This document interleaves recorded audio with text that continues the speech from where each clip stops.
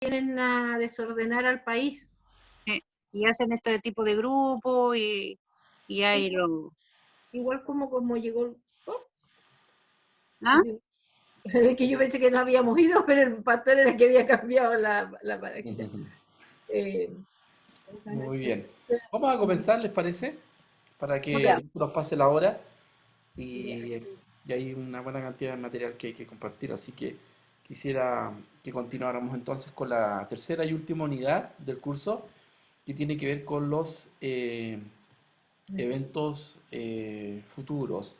Y aquí estamos hablando acerca de lo que nos dice la escritura respecto a los últimos tiempos, que es un tema que por ahí genera interés, sobre todo en situaciones críticas como la que estamos viviendo, y, y uno siente la necesidad de ver lo que la palabra de Dios nos dice respecto a esto, que está muy asociado también a nuestra fe, nuestra creencia, ¿no?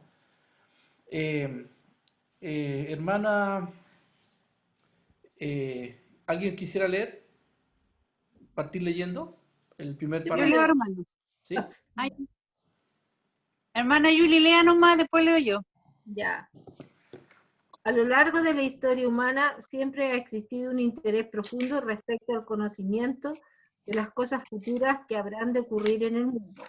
Esta curiosidad no es privativa del cristianismo, sino que se ha dado en todas las religiones, las cuales a su manera han producido respuestas a veces fantasiosas, a veces increíbles respecto a esta materia. Es natural que la mente humana procure penetrar en lo desconocido y resolver todo tipo de problemas. Los mismos apóstoles buscaron obtener información específica respecto a los detalles del futuro que se había anunciado. Le preguntaron a Jesús, ¿cuándo sucederán estas cosas y cuáles serán las señales de tu venida y del fin del mundo? Esto está en Mateo 24:3. Jesús les dio respuestas generales y no detalladas del futuro, aunque después de la resurrección, sus seguidores buscaban información específica con respecto al fin. ¿Restaurarás el reino a Israel en este tiempo? Eso está en Hechos 1:6. La respuesta de Jesús debió desalentar todo intento de diagramar el futuro. No os toca a vosotros saber los tiempos a los sazones que el Padre puso en su sola potestad. Hechos 1:7. Gracias, hermana. Y bueno, ustedes acá se habrán dado cuenta que este es un tema que genera, por un lado, también incertidumbre, porque fíjense que la escritura no da detalles específicos. Sí se habla de los últimos tiempos, pero no se detallan algunos aspectos que van a seguir siendo un misterio y por ese lado vamos a entender de que ha sido la voluntad de Dios que así se haya generado. Es más, cuando Jesús estaba en su ministerio terrenal, ustedes pueden apreciar aquí que sus mismos discípulos también tenían la inquietud respecto a los últimos tiempos. ¿Qué habrá de acontecer? Y, y la respuesta de Jesús fue contundente, ¿no? Eso no nos... Y lo que dice Hechos 1:7, no os toca a vosotros saber los tiempos o las sazones que el Padre puso en su sola potestad. Solo Dios No, sabe. no hay, entonces hay datos completos sobre estos últimos acontecimientos. Sí hay señales, sí hay ciertas evidencias de que nos estaremos acercando a los últimos tiempos. Algo muy propio, algo muy natural, como dice aquí en el segundo párrafo. El ser humano necesita y quiere saber lo que viene por delante. Y frente a esa inquietud es lo que queremos nosotros saber, qué es lo que nos dice la escritura respecto a los eventos finales o los últimos tiempos. ¿Ya? Sigamos un poquito con la materia y veamos qué significa escatología. Y voy a pedir a hermana Maricel que por favor pueda leer esta lámina. Definición de escatología. La palabra se deriva del griego escatón, que significa los últimos días, o las últimas cosas y logos, que significa palabra, tratado o estudio acerca de algún asunto. Así que la escatología es el estudio de las cosas finales del hombre y el mundo. La ausencia de comprobaciones científicas y racionales que son imposibles de obtener en esta disciplina especulativa condujo a Wesley hacia una posición de cautela que le evitó caer en interpretaciones simplistas. Sin embargo, forzado por la necesidad de explicar a sus seguidores lo que pensaban sobre esta materia, se dio a estudiar con detenimiento lo que la Biblia dice y lo que los mejores pensadores de su tiempo interpretaban, determinando sus fuentes del conocimiento escatológico establecida en 3 campos. La Biblia, en primer lugar; en segundo lugar, los pocos libros de cristianos que trataron esta materia. Ok, gracias, hermana. Aquí estamos entonces entendiendo qué es lo que significa escatología. Es una palabra compuesta en el griego, escatón, que significa últimos días, y logos, que es palabra. Y aquí entonces entendemos que escatología tiene que ver con los últimos acontecimientos de los últimos días. Y en base a eso, entonces, esta unidad tiene que ver con eso. Que entender qué es lo que la palabra nos revela frente a este tema. Que, ¿saben, hermano? Hay muchas versiones, muchas líneas respecto a eso. Y nosotros como Iglesia Nazareno no tenemos una línea definida en ese sentido. Por alguna razón, porque eh, si bien es cierto, es importante y nos permite identificar qué es lo que las señales de los últimos tiempos, tampoco hay una definición clara acerca de las distintas posturas que hay respecto a cómo será el orden, por ejemplo, de los eventos y qué significado van a tener. ¿Ok? Y por eso nosotros como Iglesia Nazareno, y también por ser parte del movimiento wesleyano, también somos cautelosos como Wesley, ¿no? De evitar interpretaciones que pueden generar errores, que es lo que ha pasado y que pueden llevarnos a generar expectativas que no lo son. Y cuando la Biblia no habla claramente, lo mejor es no decir nada.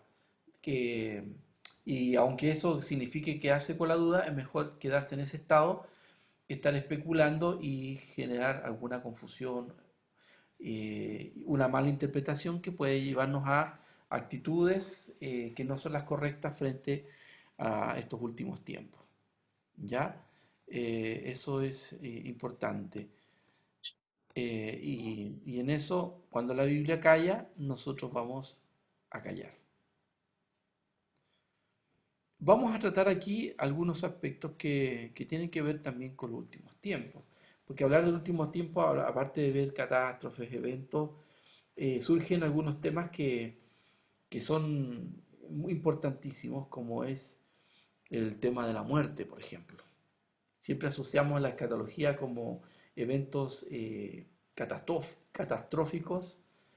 Hablamos de muerte, hablamos de la venida de Dios a buscar a los suyos, y por ende aparece este concepto que es muy propio del contenido del tema que abarca la escatología. Y voy a pedir a nuestro hermano José que nos lea el primer párrafo con respecto a la muerte.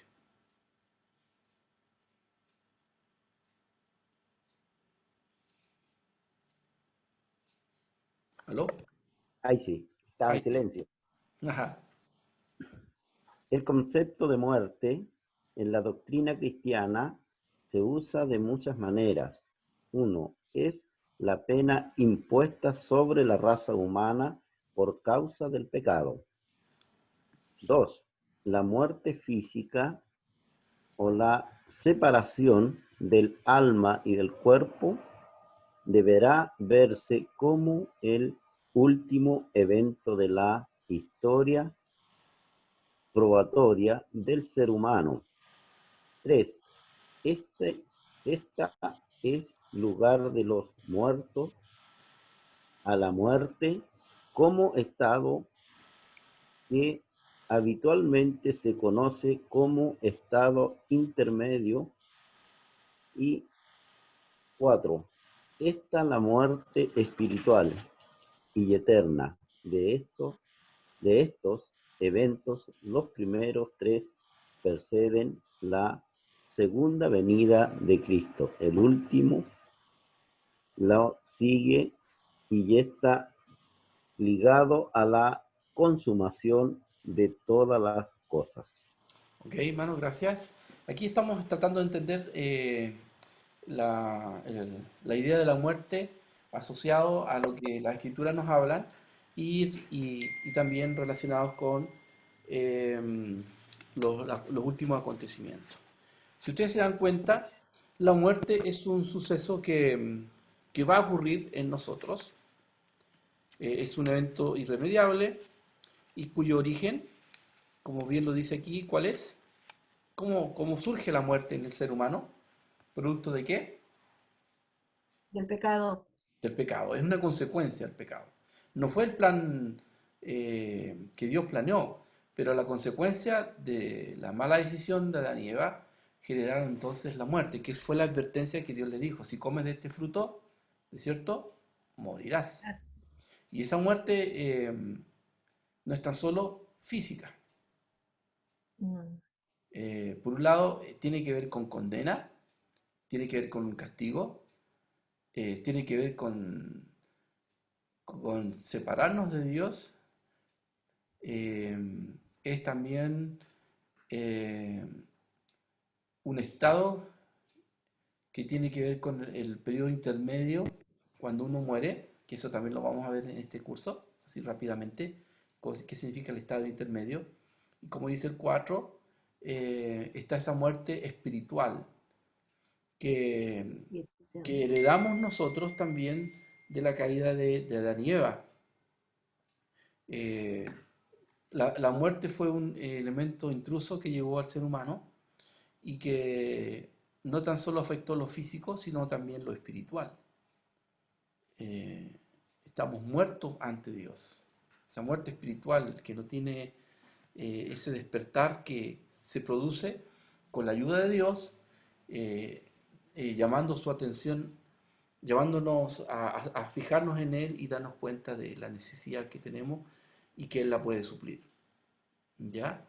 Eso es en cierta medida una definición de lo que es la muerte bajo estos 4 puntos de vista. Pero sigamos a la lectura para que vayamos allí cerciorándonos. Si ustedes tienen alguna duda, por favor, coméntenla. Por cuestiones de tiempo, la verdad que estoy un poquito apurado para no alargarnos más de la cuenta. Pero por favor, si sienten por ahí la necesidad de hacer una consulta o aportar algo, cosas que se desmuten y hacen su comentario. ¿Ya, hermanos? Voy a pedir al hermano Cristian que por favor nos lea el segundo párrafo. La naturaleza de la muerte física.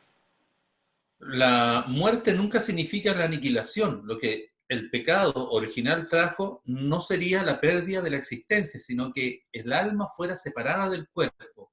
Y en este sentido, en un sentido espiritual. Es que no veo aquí. Déjeme cambiar de posición la... Ahí sí. La muerte es mencionada en la Biblia como un reunirse al pueblo suyo, Deuteronomio 32:50, entrar por el camino que recorren todos. Morir como muere también toda aquella generación. Volver el polvo a la tierra como era y el espíritu a Dios que lo dio. Expirar. El que se deshaga, nuestra morada terrestre es este tabernáculo, estar ausentes del cuerpo y presentes al Señor. Ok, gracias hermano. Si se dan cuenta, el ser humano no es aniquilado del todo, no es que desaparezca en un momento dado al mapa. Y es más, muerto, una vez tenida la muerte física, viene lo que es la vida eterna, pero también la muerte eterna, para aquel que no ha estado en relación con Dios.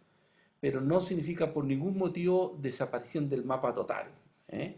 Como algunos pretenden, ¿no? Decir que de esta vida, después de esta vida terrenal no hay otra. Y eso también nos puede generar ciertos errores respecto a la misma vida. Y si ustedes se dan cuenta, vaya que es grave eso, porque estamos, si pensamos así, que esto es la única instancia de vida que vamos a tener, de qué me preocupo yo si hay cielo o infierno si finalmente vamos a perecer? No tendría sentido hablar de cielo o infierno porque no lo vamos a experimentar. Supuestamente, desde una mirada totalmente ajena a los principios bíblicos. Pero nosotros entendemos, a la luz de la Escritura, que la muerte tiene esa connotación. Es más, acá dice en la mitad del párrafo, la muerte es mencionada en la Biblia como un reunirse al pueblo suyo. ¿Ya? Es un encuentro o sea, la muerte nos lleva también a ese reencuentro con Dios. ¿Ok? Por lo tanto, es interesante cómo es nuestra mirada, una mirada cristiana respecto a la muerte. Para nosotros no es aniquilación total. La muerte puede tener, para nosotros los cristianos, un sentido totalmente distinto a quienes no son creyentes. Era lo que le iba a comentar, justamente. ¿Sí, hermana? ¿Sí? Por favor. Sí, era justo lo que iba a comentarle. O sea, para nosotros la muerte es muy distinta a un cristiano de un no cristiano. El cristiano tiene la esperanza y la fe de que hay una vida eterna. Exacto. En cambio, el no cristiano, hasta ahí llegó su vida nada más para él. Exactamente. Bueno, Y hay muchas religiones, igual que hablan de otras religiones de vida después de la muerte, ¿o no? sí, hay distintas perspectivas respecto a eso. Y eso nos establece cómo vamos a vivir esta vida terrenal, ¿cierto? Ahí está la idea de que existe la reencarnación, una teoría oriental, ¿cierto? Que dice que después de esto nos vamos a otro cuerpo, ¿cierto? A otro estado, y ahí está el alma entonces deambulando por distintos cuerpos o situaciones. Entonces, hay una visión totalmente distinta. Hablamos de, por ejemplo, se habla del karma, ¿no? De ese pagar tus pecados en otro estado, pero quien habla definitivamente de una vida nueva, que ve la muerte con más optimismo, somos los cristianos. Bueno, los musulmanes tienen una visión igual relacionada con el paraíso. Sí, hablan de una visión donde va a haber claro, un harem y todo lo demás, y por ahí se engatusan a los terroristas, ¿cierto?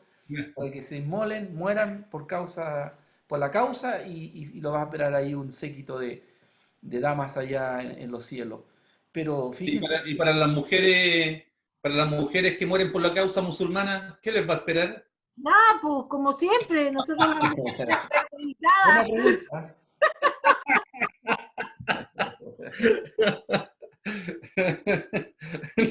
Le salió del alma, hermana. Joyas, muchas joyas. Buena pregunta. Mire, Sara, qué materialista, muchas joyas. Un mall, un mall, Ah, todo gratis. Una gift card de 1 millón.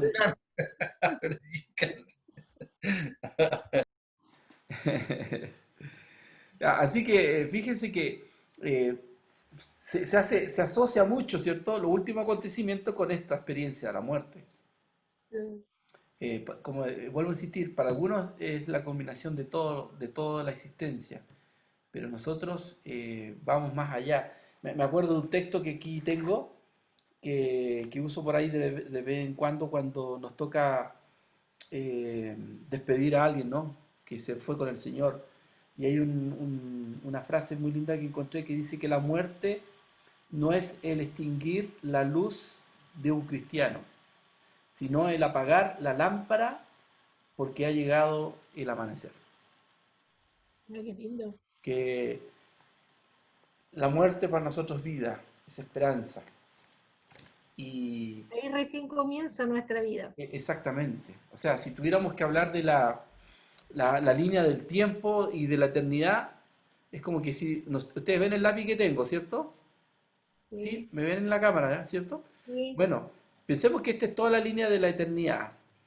Nuestra vida en la tierra viene a ser la puntita de este lápiz. ya. Eso es nuestro pasar por esta tierra. El resto es la eternidad. Y, pero ese puntito que es la vida terrenal va a determinar toda la eternidad que voy a tener. Por eso cuando se nos muere un familiar que es cristiano a uno que no es cristiano, nos da mucha más pena cuando es un no cristiano, porque sabemos que está perdido, que no lo vamos a ver, no va a Ujú. estar- Exactamente, exactamente. Sí, es difícil porque es alguien que no no, tuvo la no- oportunidad de conocer al Señor. exactamente, Mm. exactamente. Sigamos un poquito más adelante, ya que hay otro párrafo que dice lo siguiente: la muerte como una pena abolida en Cristo. La Biblia enseña que el pecado entró en el mundo por un hombre y por el pecado la muerte. Estamos hablando de qué personaje ahí en esta primera parte. ¿Mm? El pe- el- Adán, Adán, Adán y Eva. exactamente, Adán, Adán. Y que así la muerte pasó a todos los hombres por cuanto todos pecaron. pecado. Así como la muerte entró por un hombre, la vida entró también por Por otro, otro que hombre es que es Cristo. Jesús. Cristo Jesús. Jesús. Exactamente. Cristo. La Biblia enseña con igual claridad que la muerte como castigo ha sido abolida en Cristo. ¿Qué nos dice Romanos 5:18? A ver,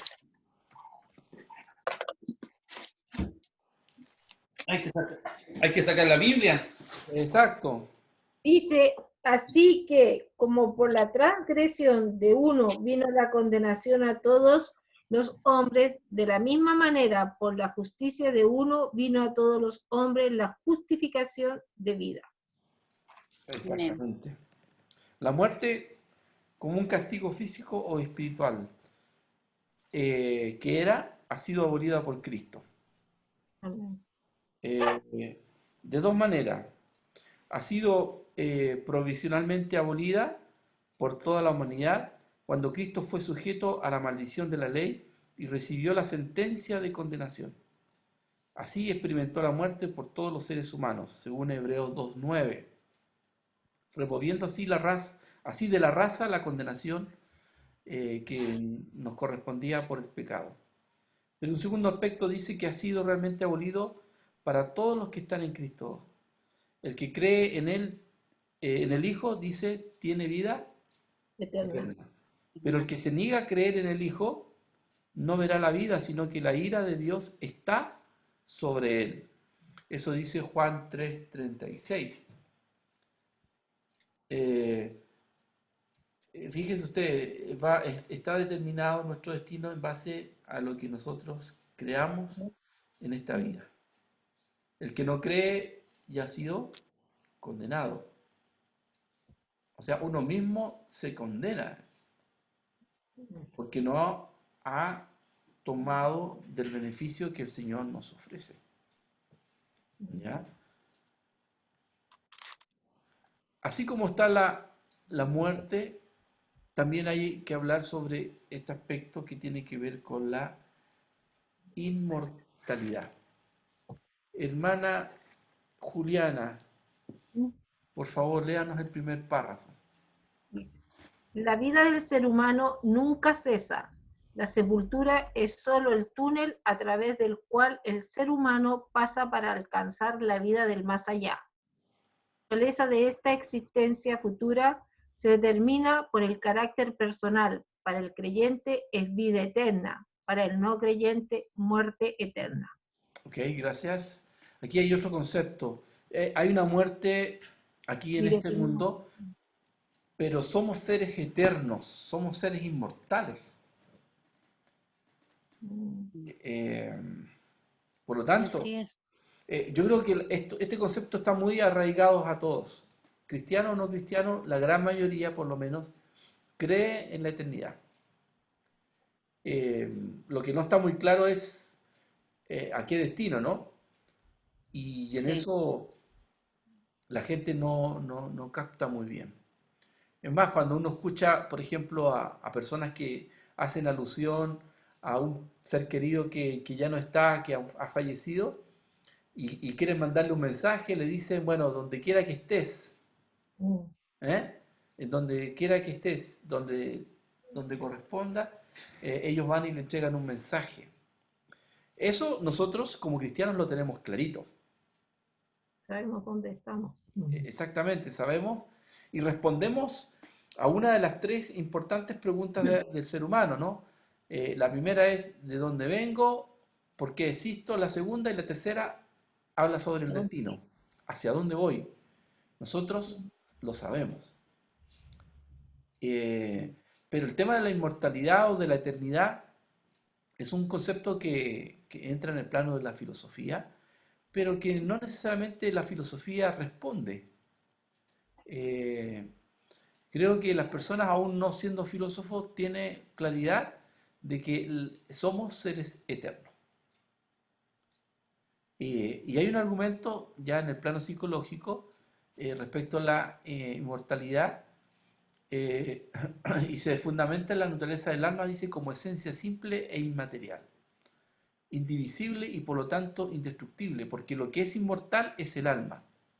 El cuerpo perece, se desgasta, pero lo que no termina o perece es el alma. Por eso que cuando hablamos de muerte, según lo anterior, se entiende la separación del alma del cuerpo. Pastor, ¿Sí? pero también la escritura habla de cuerpos glorificados. O sea, no vamos a ser seres corpóreos, no vamos a ser seres que no nos vamos a poder identificar. Vamos a poder identificarnos el uno del otro solamente no por la imagen. De hecho, vamos a tener cuerpo. De hecho, el volver a vivir de una muerte inicial, primaria, ¿cierto? Eh, la vida vuelve cuando el alma nuevamente se revive en un cuerpo, ¿ya? En el cuerpo glorificado, porque el alma necesita tener un lugar, y eso va a ser un cuerpo, pero adecuado para esa eternidad. Ya no va a ser un cuerpo físico, va a ser un cuerpo adaptado a la nueva condición eterna, ¿ya? Y ahí entonces hablamos de otro cuerpo, pero dejo en claro que la muerte está asociada a la separación del alma del cuerpo, ¿ya?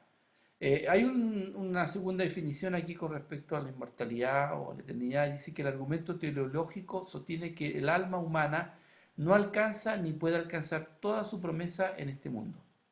Por lo tanto, necesitará de otro mundo y de una existencia continua para que pueda lograr lo que le falte de sus bienaventuranzas. Como somos seres eternos, esto no acaba acá.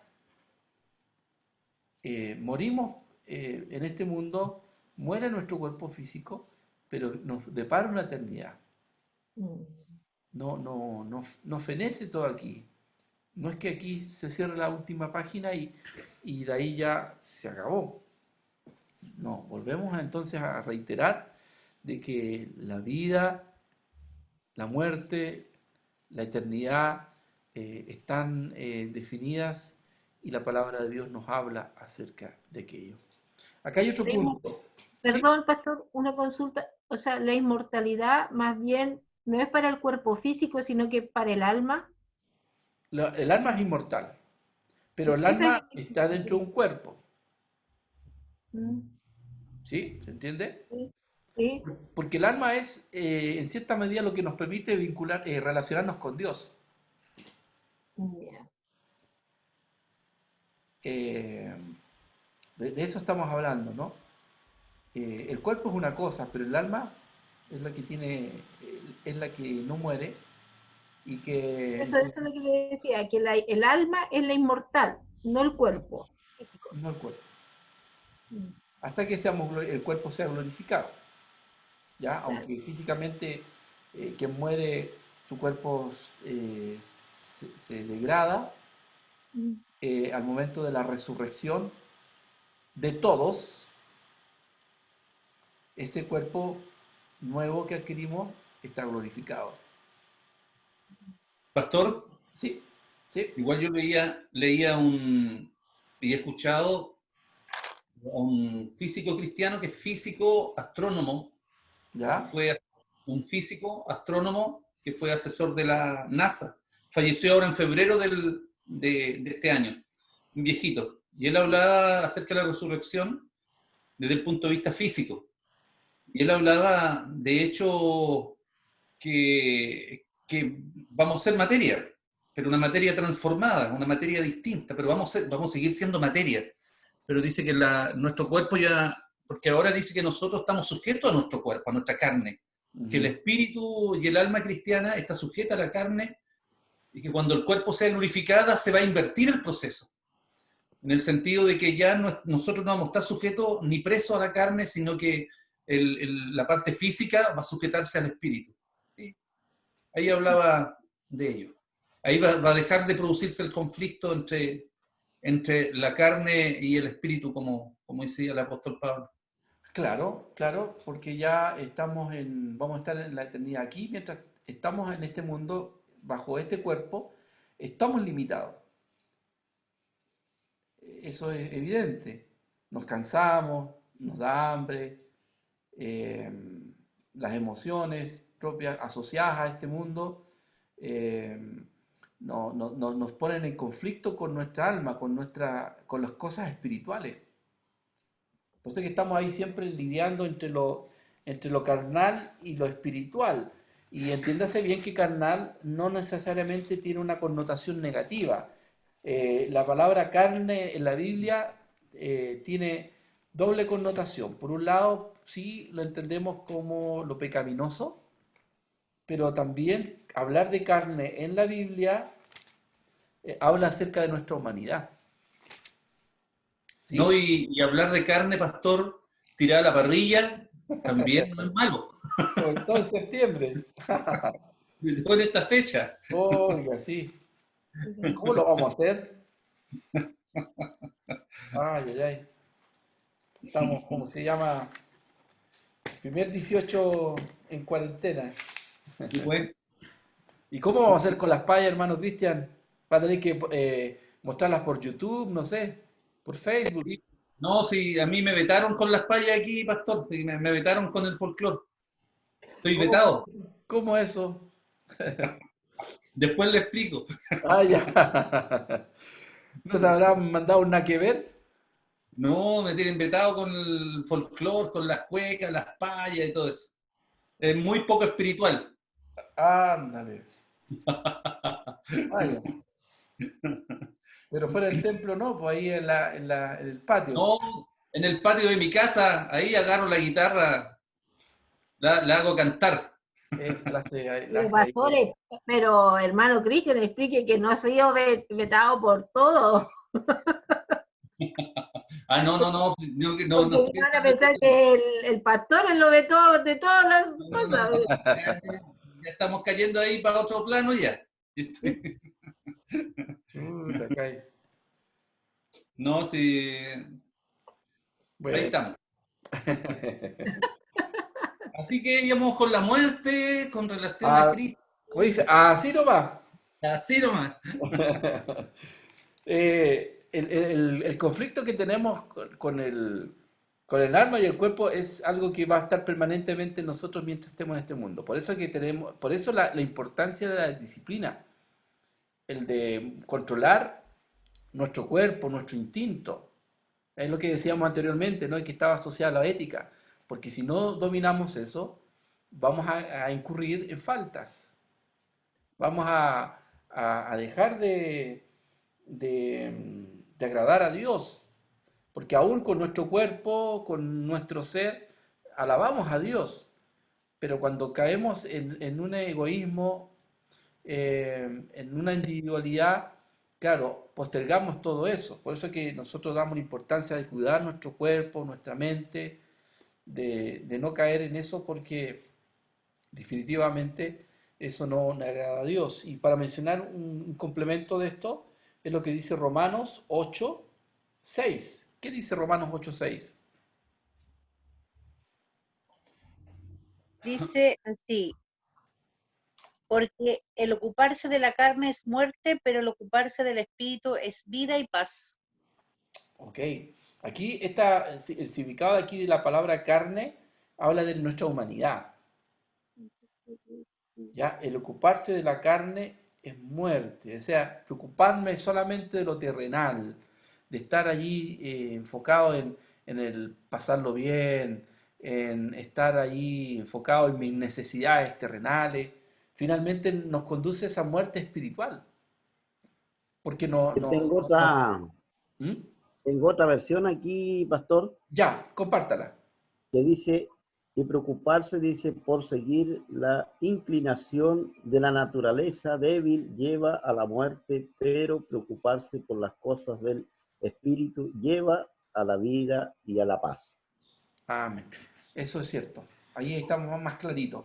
Fíjense ustedes, por eso que cada vez que nosotros dejamos de lado nuestra vida devocional y nos preocupamos más por las cosas propias de este mundo, vamos a empezar a enfriarnos y finalmente eso nos va a llevar a la muerte espiritual.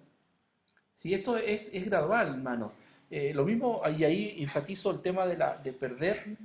Uno dice, bueno, ¿se pierde o no se pierde la salvación? Sí se puede llegar a perder cuando tú incurres en estas cosas. Y estas son palabras para el cristiano, para el creyente.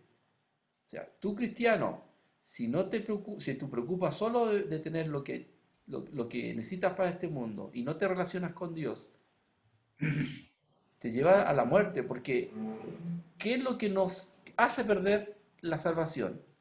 La apostasía. Cuando yo ya digo en un momento dado, aún siendo cristiano, digo, Señor, yo no necesito de ti. Y eso puede pasar. Puede haber apostasía. Y ahí es el creyente quien ha tomado esa opción. Y es gradual. Entonces no podemos relajarnos. Por eso que el énfasis de Pablo y de otros autores de cuidar por nuestra salvación, velar, ¿cierto? Para que no caigamos en esa situación. Si llegamos a perder la salvación, ha sido única y exclusivamente producto de nuestra negligencia espiritual. Porque aún teniendo la posibilidad de restaurarnos, teniendo la posibilidad de ponernos a cuenta, hay casos en que la persona dice, bueno, mañana me pongo a cuentas con Dios, da lo mismo, y finalmente caemos en esa situación. ¿Ya? Porque no estar a cuentas con Dios es lo más peligroso que hay. El Señor nos llama a estar a cuentas con Él. Y aunque yo sea cristiano y no estoy a cuentas con Él, lamentablemente el Señor no me recibe. Y un ejemplo de eso son las 10 vírgenes. O sea, la parábola de las 10 vírgenes. ¿No eran las 10 que estaban ahí en la misma condición? Sí. ¿Estaban las 10 esperando al novio? Sí. ¿Por qué 5 entraron y las otras 5 no? Porque las primeras 5 estaban preparadas, estaban... Ajá. ¿Fue decisión del novio decirle solamente 5 van a entrar? No, ellas 5 estaban con la decisión tomada. Ah, ok. Bueno, Ellas se prepararon. es un ejemplo de que Dios, en cierta medida, la excepción y el que no entre va a depender de uno. Estaban todos en igualdad de condiciones, pero 5 no se prepararon, se descuidaron. Y ni siquiera fue porque no tenían del todo aceite, fue porque no estaban presentes, estaban ausentes. No estuvieron cuando vino el Señor, vino el novio. Y a veces eso nos puede pasar, hermano.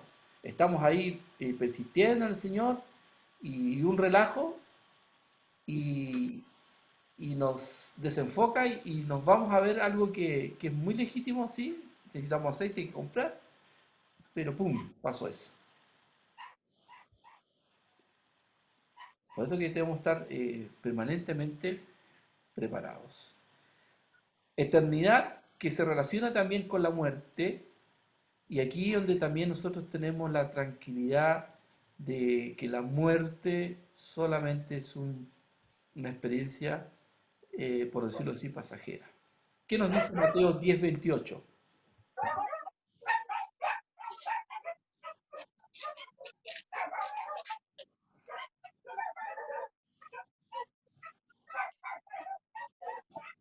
Y no temáis a los que matan el cuerpo, mas el alma no puede matar. Temed más bien a aquel que puede destruir el alma y el cuerpo en el infierno. Exactamente. Miren qué interesante, ¿no? Si hay algo más importante es cuidar nuestra alma por sobre lo material, el cuerpo inclusive. Si es que por ahí estamos temiendo más por nuestra integridad, pero cuidemos también de, pues sobre todo de nuestra alma. Es evidente que el cuerpo y el alma no son idénticos, pero que al matar el cuerpo, que no se mate el alma. Y eso es peor. Por eso que Jesús cuando le dice a alguien, si, no sé, si el ojo te es ocasión de caer, ¿qué dice Jesús? Sácalo. Sácalo, quítalo. Sácalo.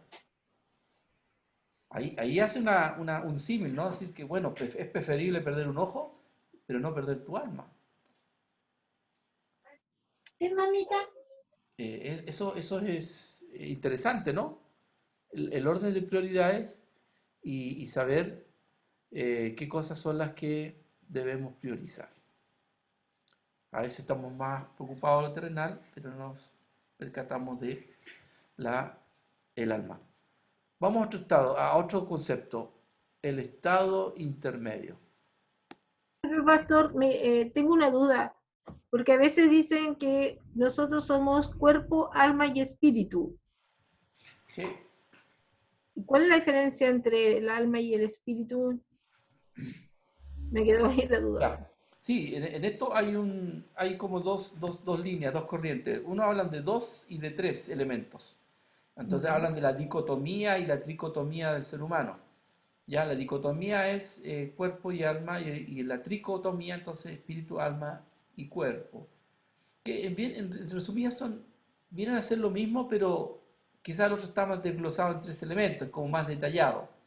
Pero el alma es la que nos conecta con Dios, y el espíritu tiene que ver un poco con el cuerpo y el alma, ¿no?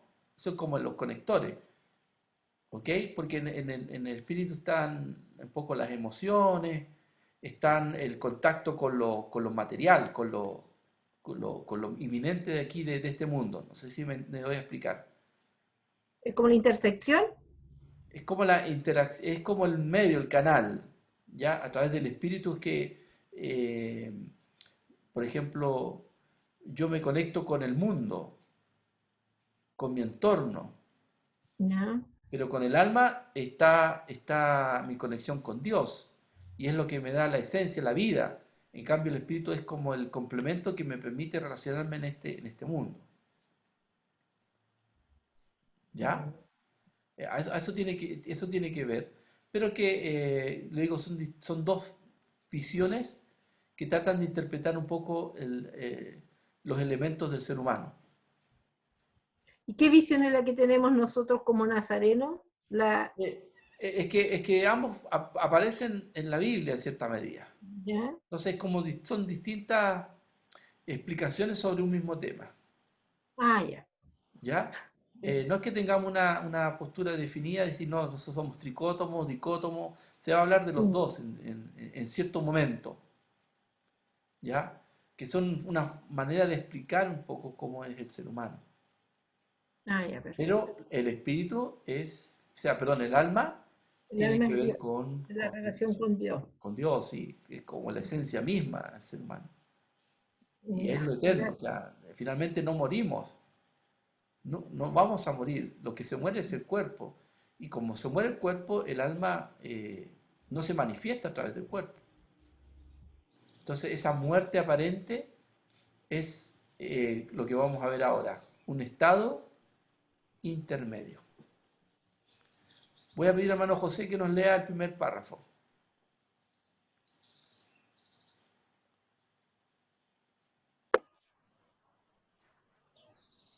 Una vez que ha quedado establecido el hecho de la inmortalidad del alma, el asunto que sigue es el que tiene que ver con la existencia consciente del alma entre la muerte y la resurrección del cuerpo.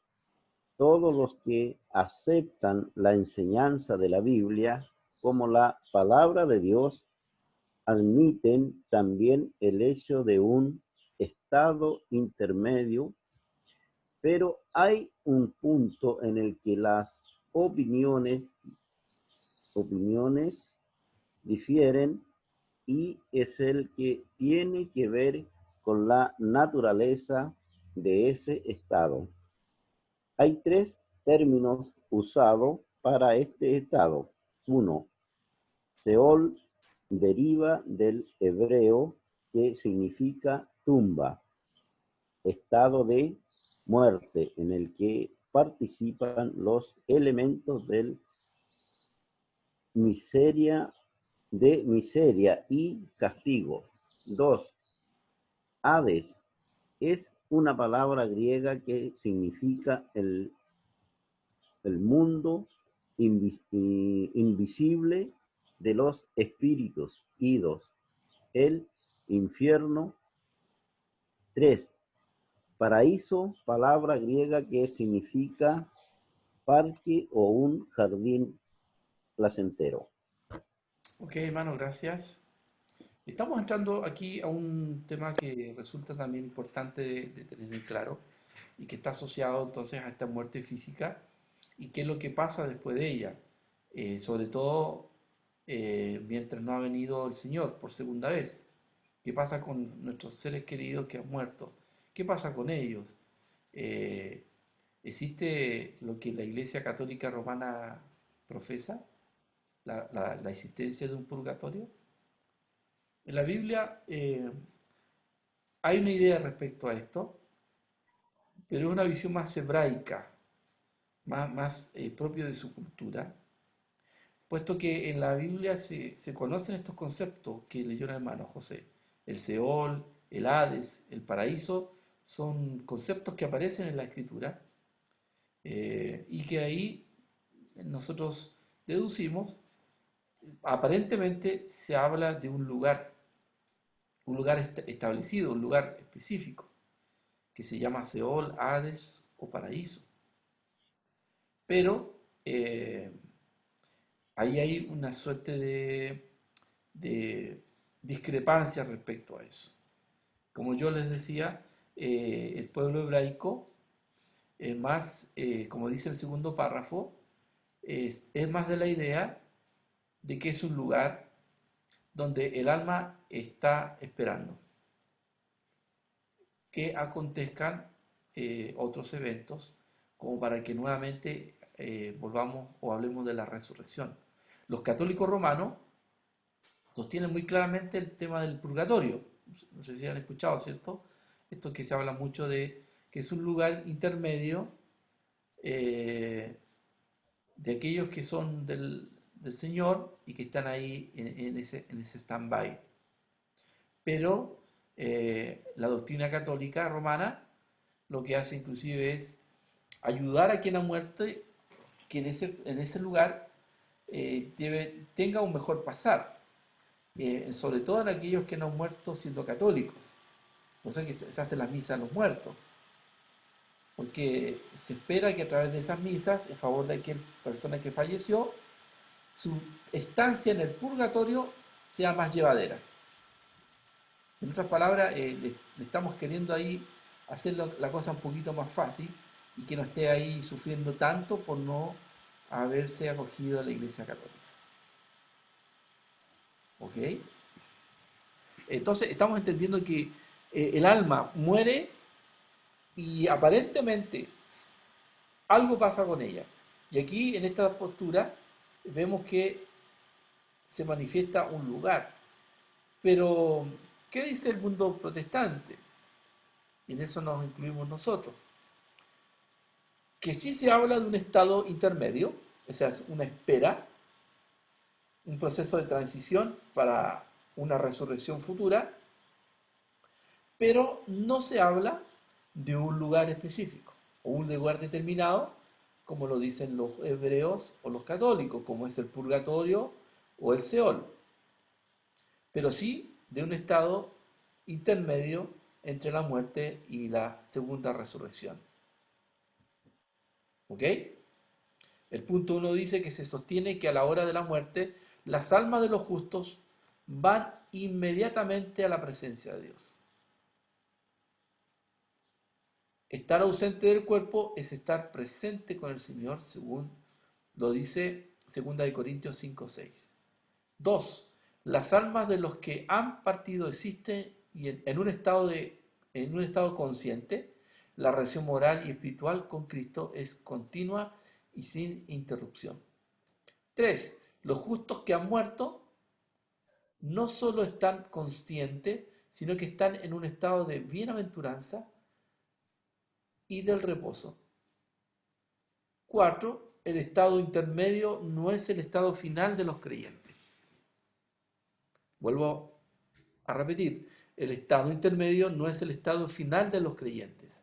El ser humano es tanto cuerpo como espíritu, por lo tanto, solo podrán estar juntos por medio de la resurrección. Si se fijan, hermanos, hablamos de un estado intermedio como una espera para el siguiente acontecimiento, que es la resurrección de los seres una vez que venga el Señor Jesucristo. Resurrección entendiendo de aquellos que han muerto antes. ¿Ok? Pero desde nuestra mirada no es un lugar específico, sino que más bien es, por un lado, se toma en cuenta que, y es una idea, una postura, que quienes mueren van inmediatamente a la presencia del Señor.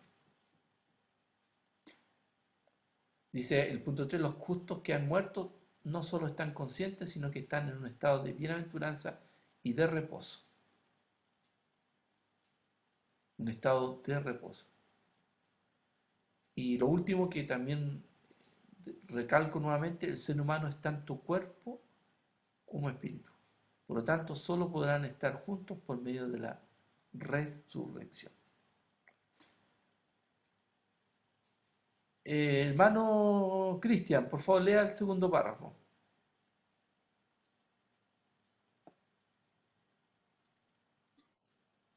Lo que se ha dicho de los justos que han muerto es igualmente aplicable al estado de los malos. 1.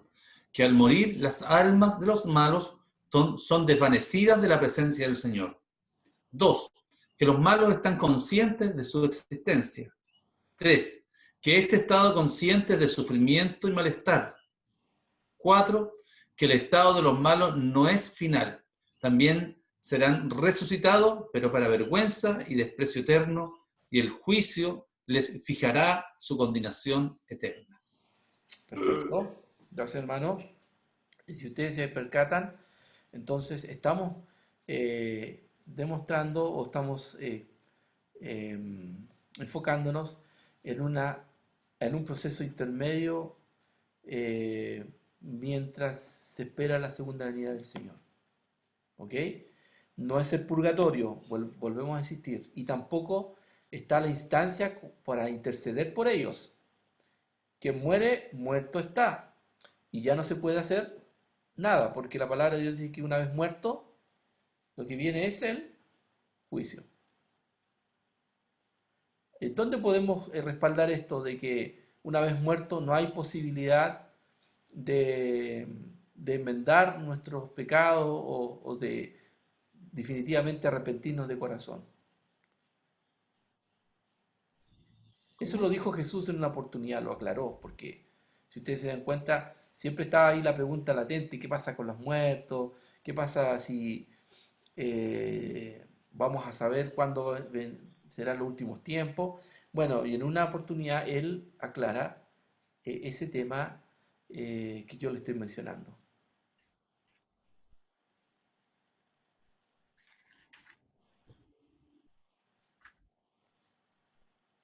¿En dónde podemos respaldar? En un relato que usa Jesús, en una parábola específicamente, donde vemos de que quien muere no tiene ya posibilidad de enmendar su vida, que la oportunidad se fue. Estudiante de tercer año, La parábola donde está un pobre que está en las puertas del rey, ¿o no? Y que fallece y que después estaban separados por un abismo. ya, ¿y cómo se llama esa parábola? Esta parábola se llama... Lo importante es el contenido, pastor. ¿Sí o no, eh? No sé, ¿me está preguntando o me está afirmando? Y ahí se comunican y el rico le dice, mi chiquillo, si usted avísele a los de arriba, por favor, a mi familia, que aquí abajo la cosa está fea, Está que se feaza, arrepienten. ¿Ah? está feaza la cosa acá, diga. Está maleta. Claro, está mala la cosa aquí, dice que por favor que avise para arriba.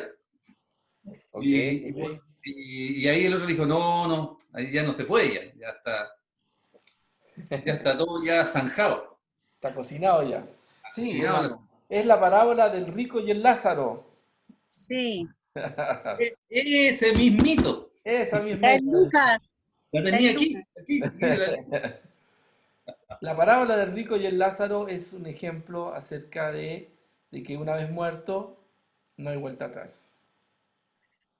Esa parábola nos habla de ese estado intermedio que estamos hablando, pero también de la imposibilidad de salir de ese lugar y que nos espera simplemente el juicio.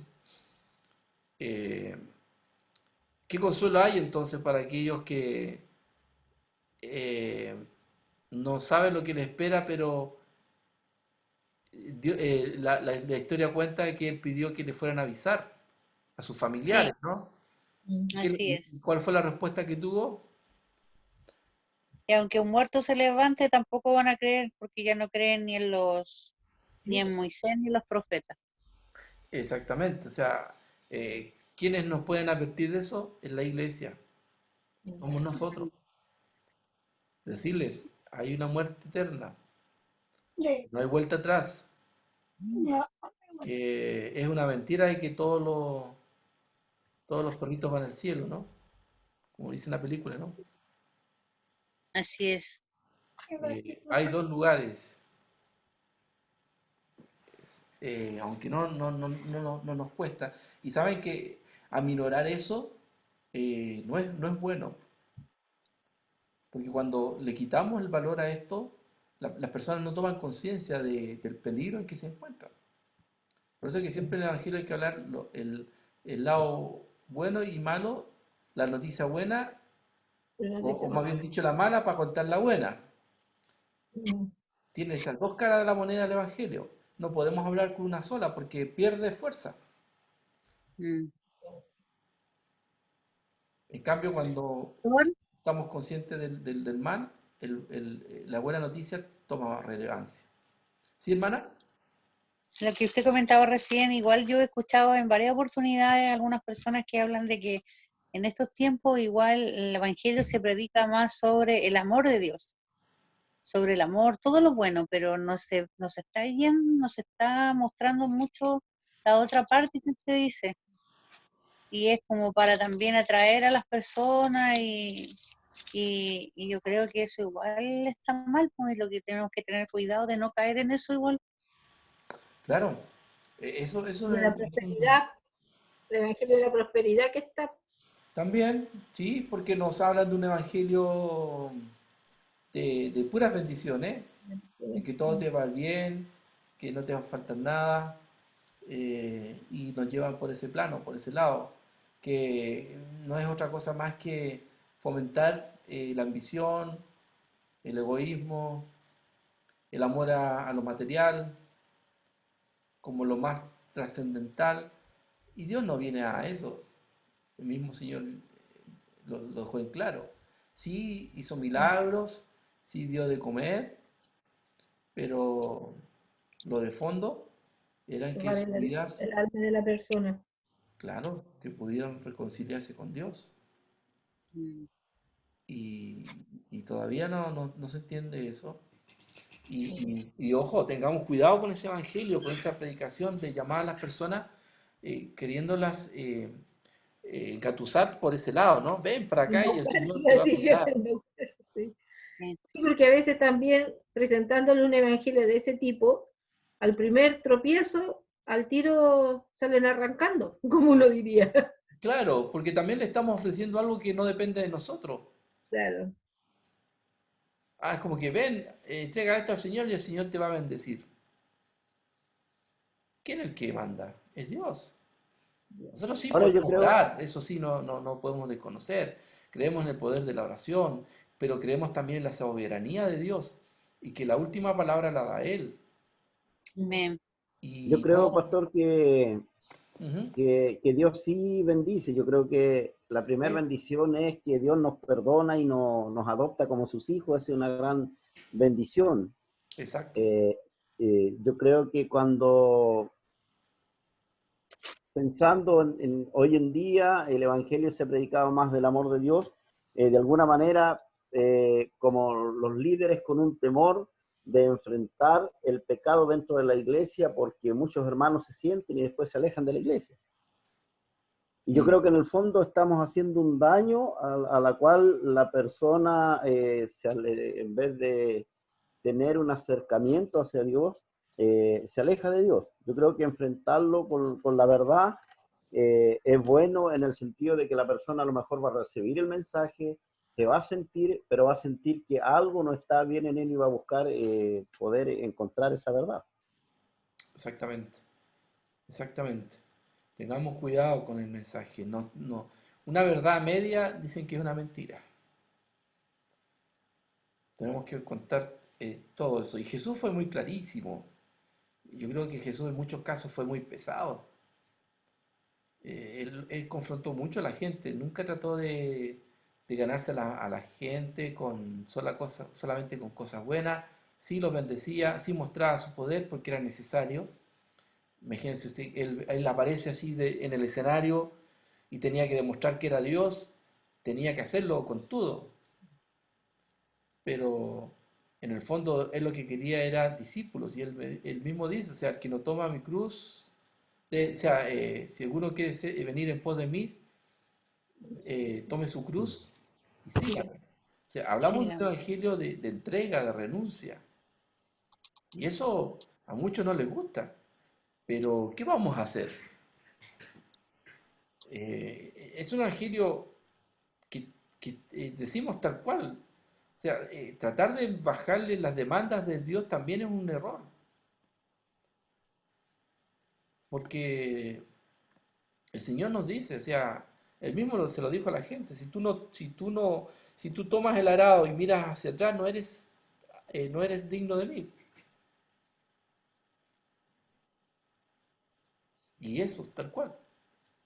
mm, Último párrafo dice, lo que se ha dicho de los justos que han muerto es igualmente aplicable al estado de quienes han muerto sin el Señor. Uno, que al morir las almas de los malos son desvanecidas de la presencia del Señor, que los malos están conscientes de su existencia, que este estado consciente es de sufrimiento y malestar, y que el estado de los malos no es final. También serán resucitados, pero para vergüenza y desprecio eterno, y el juicio les fijará su condenación eterna.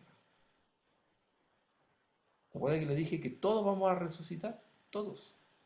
Buenos o malos. Uno para vida eterna y otros para condena. Pero ahí está presente este tema. Hermanos, vamos a hacer una pausa. 15 minutos. ¿Les parece? Ya. 4:15. Nos conectamos nuevamente. Ya, Ok, Bueno, ya. chao. chao. Chao.